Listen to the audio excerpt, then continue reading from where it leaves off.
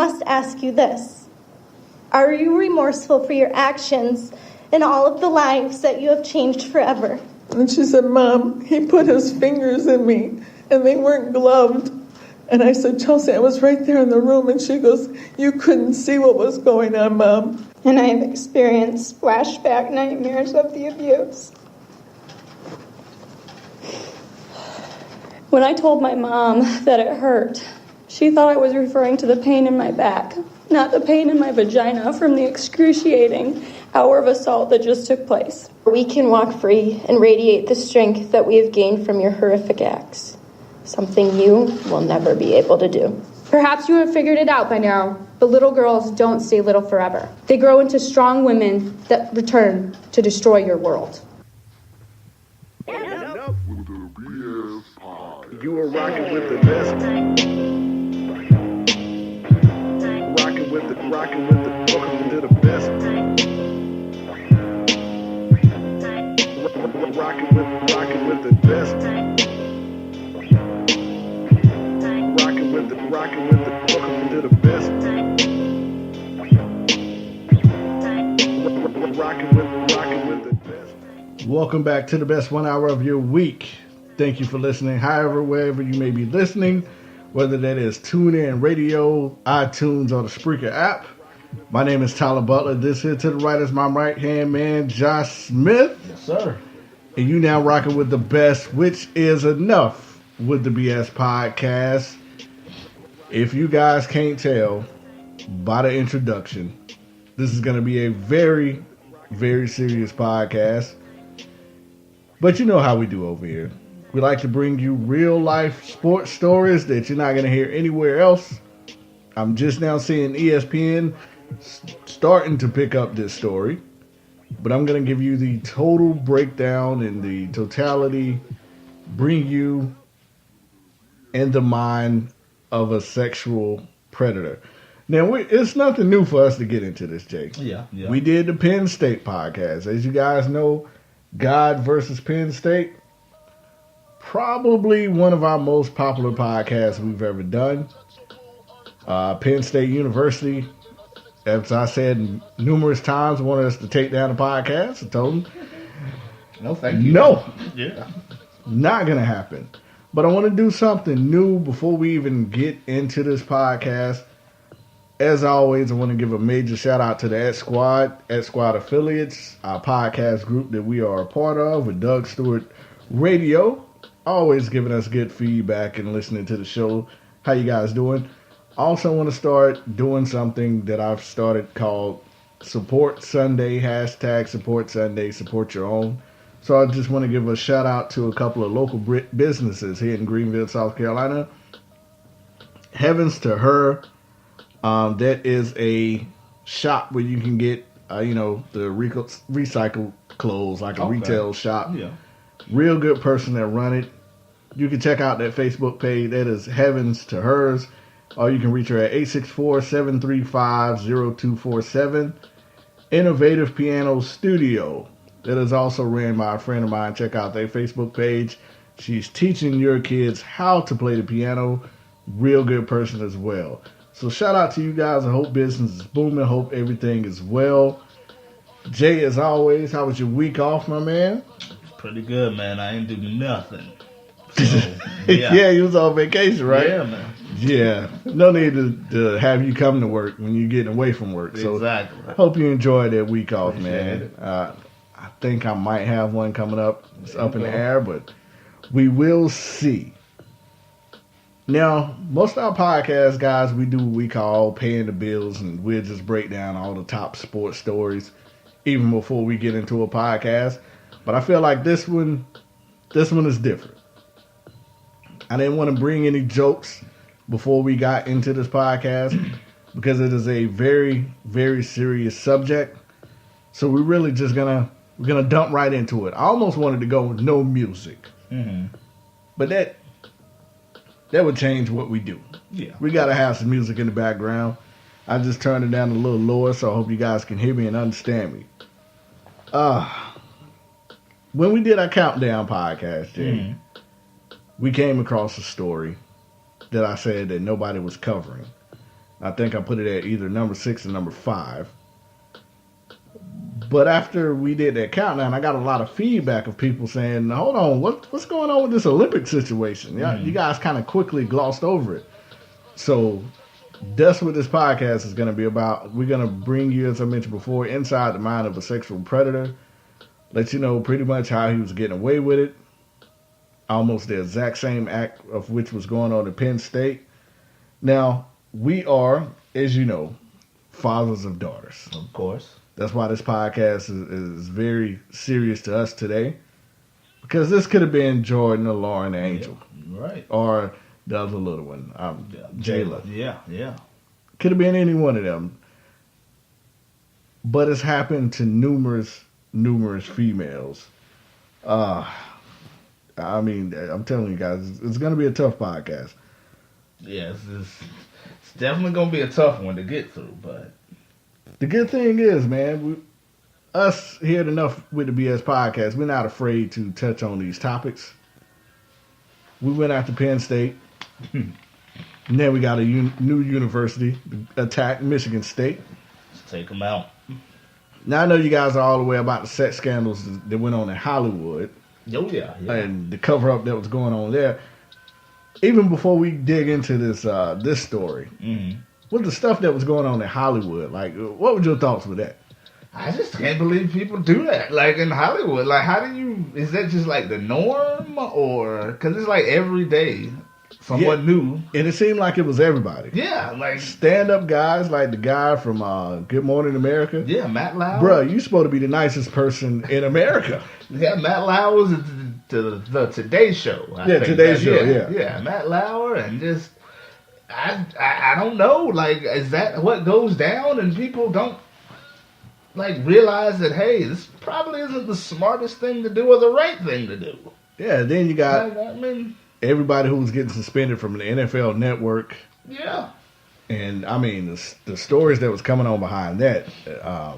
Donovan McNabb asking a girl, do you squirt? Like, what the hell kind of question is that to ask somebody, McNabb? Unless you're dating them. Exactly. Then how do you even slide in that question? Exactly. Like, you guys just feel that comfortable to do the things that I've read and seen. Like, really? And you're right, man. It was like, at one particular week, it was male after male after male. Yeah. They were just coming out of nowhere. Down. Yeah. Some say it started with Bill Cosby.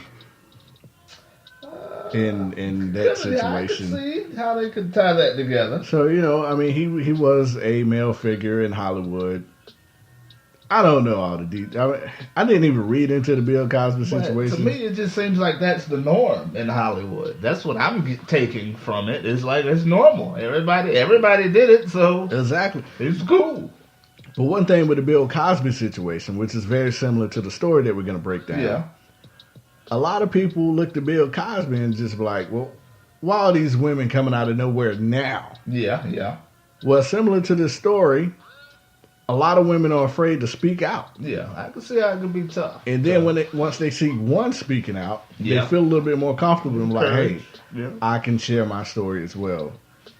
But I guess, man, the question I wanted to ask, Jay, before I even get that question, you had the stuff in Hollywood, then you had stuff in the NFL, then you had the actual NFL and their idiotic domestic violence policies where they continue to drop the ball. Josh Brown do what they want to do. Yeah. Beating the brakes out of his wife to the point where she said she felt like a slave. Yeah. One game suspension. Greg Hardy, the MMA fighter right now, who's, to me, he shouldn't even be allowed to make any type of income. He should be working in some type of domestic violence, giving speeches, trying to clean up his character. But instead, he has a job of beating up more people. Yeah. He beat up his girlfriend so bad, drug her around the house, drug out the shower, and was famous for throwing her on a bed of assault rifles or a pull-out couch. Either way it go, he threw the girl on some guns. Ray Rice knocking his wife out. Dragging out the started. Yeah, that's where the NFL thing started with Ray Rice, and you would think they would learn. They learned from that, but clearly they didn't. it's like it's not rocket science. Like, you got a policy, enforce it. Then on the flip side, you have the Zeke Elliott situation, Yeah. where he was accused of a sexual assault. Mm-hmm. But we later found out that even though the NFL still suspended him, she was just making up speculations to get back at Zeke Elliott. So now you have women that they're looking at this from the outside, and a lot of them are afraid to speak out, A, because they don't think nobody would believe them. Yeah. And B, just like the girl in the Zeke Elliott situation, they're afraid of having their reputation ruined. Yeah. When you're taking on such a hierarchy. And I think that's what was going on in Hollywood. You had people that was at such a hierarchy. Mm-hmm. These women were just afraid to come out against them because of what could happen to their career. Right. Side note, I mean, while we was on Hollywood, I know Oprah got a lot of applause for her speech that she gave at the Golden Globes, I believe. I think so. About women's rights and enough is enough. But then you had Seal, the singer, come out and criticize Oprah and was like, okay, now you for women's rights, but you didn't say nothing when Weinstein was doing everything. They said that her and Weinstein were pretty... They said she knew. Exactly. But, you know, I don't know what she knew exactly. But I ain't going to take on Oprah. Yeah, but yeah. I mean, No. The question I wanted to ask you, Jay, like, why is it so important for these women to speak out? It's important for them to do so. So, like you said, other women will feel like they're able, you know, to come out as well, too. Because, like you said, once one comes out, the rest of them feel the courage or get the courage, you know, to stand up and speak, you know, there. But like you said, at the end of the day, me personally, I don't know if that should even be a factor, because right is right and wrong is wrong. If somebody did something to you. I wanted a female perspective on this so bad. I wonder if Brittany's available. Brandy. Let's see here. Brittany Brandy. Let's call her up. Let's see. Figure it out here. But yeah, like, I guess, you know, it takes courage to do it. And I understand it's tough to get that courage. And like you said, some people will ruin your career, you know, over something. And half the people won't believe you, you know, about it. But, again, right is right and wrong is wrong. Yeah, absolutely. And the reason why I wanted a female perspective is because we're men. And we have a lot of female listeners to the show. And we may have some females. I mean, just to circle back around. Yeah. We can't think like a female. But let's see if we can get Brandy on, guys. Oh, hello, what are you doing? Oh, we have her available.